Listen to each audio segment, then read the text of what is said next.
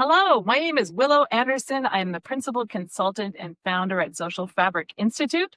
We are here today on our first podcast with our guest, Sonja Boon. Thank you for coming, Sonja. Thanks for the invitation. I'm so glad to be here with you. I couldn't think of a better first guest. It's true. And in talking to a friend about it, she said, "Oh, who are the great people you know?" And your name came up, and I thought, this is great. There's so many ways that our interests overlap. So thank you for coming. Awesome. So I had heard your name many times because you used to live in Newfoundland and Labrador like me. And then at the time that my book club was reading What the Oceans Remember, which is one of the things you've written, a beautiful, beautiful book. When we were reading that, you were preparing to move to Halifax. So there was this really interesting time where on Instagram, I'm like, wait, she's in Halifax. I'm in St. John's. She's in St. John's. I'm in Halifax. So we finally live in the same city. Absolutely. Yeah. It's funny. It's Because I've heard your name several times as well over the years. Yeah. So it's amazing. It took this long to overlap in the same city. So I'd love to have you talk about What the Oceans Remember a little bit. I want to read the whole title because it's beautiful. What the Oceans Remember, Searching for Belonging and Home. So I'm wondering if you could just share a little bit of your personal story and what led you to writing that book and your scholarship. So I think the central question for that memoir that started years ago, right? It started years ago, and it started because of other people, not even necessarily because of myself. It started because of other people always saying, "Where are you from?" So that's where that started. And it sort of became more urgent actually in Newfoundland and Labrador because as long as if you're not from Newfoundland and Labrador, that's the first thing you're asked, right? Instantly. And it was an oddly democratic approach to where are you from, because it was literally everybody was asked that if they were come from away. Whereas in other places, it was really, they looked at my brown skin and said, "Where are you from?" Right? So in Newfoundland and Labrador is different. But also because in Newfoundland and Labrador, people tend to, or at least local settler Newfoundland and Labradorians, tend to identify themselves by the place they're from, right? And so I started thinking about that and what that meant in my life. I started thinking about what belonging meant and really thinking about the limits of belonging, right? So who is on the outside edges of belonging all the way, right? So the belonging is always a warm fuzzy. But what happens to the people who are always just outside or on the margins? What does that mean? What did my own family history mean? Which is a very complicated family history. And then what did my belonging mean in relation to that family history? And how did I understand my responsibilities to those legacies? Like if I'm living those histories today, what does that mean in my life today? Right? So those are the kinds of things that were like whirling around underneath everything. Responsibilities to histories. Yeah, there's a book. There's another book. It is another book. So there's several books. It's a whole lifetime. Yeah, beautiful. So exploring belonging, as you referenced already, is one of the major themes of the book. And so I'm wondering what now, once you've, I guess, writing a book is a journey of sorts. And so you went through that journey, you did a lot of archival research and family history digging. What does belonging mean to you now that you're in a different place than you were when you started writing that book? You would think that's the most obvious question because obviously you write a book and you're in a journey and you end it.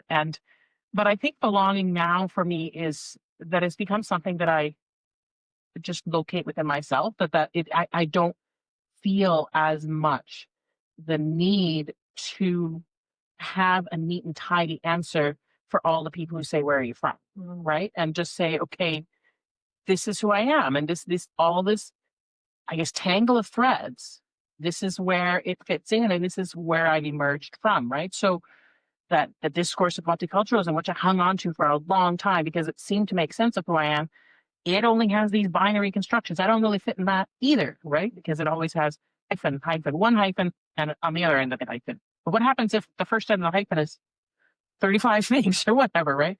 So for me, it really has been about thinking, okay, the belonging is inside my own body, and the belonging is as the inheritor of these histories, of these stories, and of living with that rather than a larger it it's hard to explain, but it rather than thinking, okay, I belong to Canada, I belong to Newfoundland Labrador, I belong to Nova Scotia, I belong in this place. It's not about place. It's really about locating belonging within a larger historical trajectory, if that makes any sense at all. Hmm. Beautiful. Yeah. I love that. There's so many different directions we could go. And I guess one of the directions that I think would be useful for those who haven't read your book, what are some of those threads that speak most to you now about your experience? Or would you like to talk about that through your book? Whichever. A few things. So one of the things was as a kid is that I was never able to really articulate, particularly my mother's side of the family. My dad's side of the family goes back Dutch, Dutch, Dutch, Dutch, Dutch, Dutch, Dutch. I pulled that through record back to the 18th century. It's the same geographic region of Holland. So for him, it would actually fit very well in terms of these typical understandings, if you understood through typical understandings. And I don't know that he always did. But my mother's is much more complicated. And so the various threads, to me, what is most important is actually the tangling of the threads. The tangle is the most important part, right? So my mother's, on one side of my mother's family relates to South Asian indenture histories. So they came after the abolition of slavery in Suriname. The Dutch government made an agreement with the British Crown to bring indentured laborers to make up for the fact that they no longer had quote unquote free labor from enslaved people. And so they brought in indentured laborers. And so my great great grandmother and great grandfather came over among that very first wave in 1874. That's one side of my mother's family history. The other side is the Afro-Surinamese Creole side. And that was histories of slavery, where in terms of the records, when slavery was abolished in 1863, there were 14 of my ancestors that were freed at that point.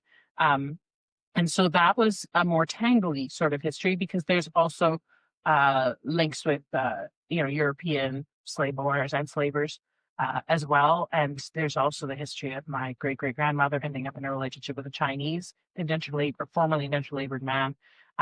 We don't know much about those kinds of things. So for me, it's the tangle of all that stuff. It is the tangle of the stuff that I also don't know, right? So how did these people meet each other? How did they encounter each other? What happened when they got together? It's just this big knot that you can't really untangle. And to me, that's actually the most interesting part. And I think that knot is sort of, that knot produced me. And I know my uncle who was married to my mom's sister, he said, who could have imagined, could they possibly have imagined, all those people centuries ago, that we'd be living here today and that these would be our lives today?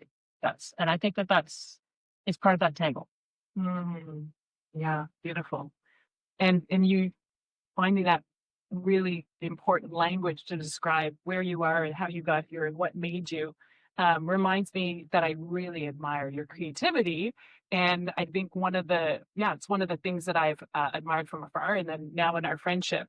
And so I'm wondering if you might talk about what role creativity has now as you are at this point in your life journey. You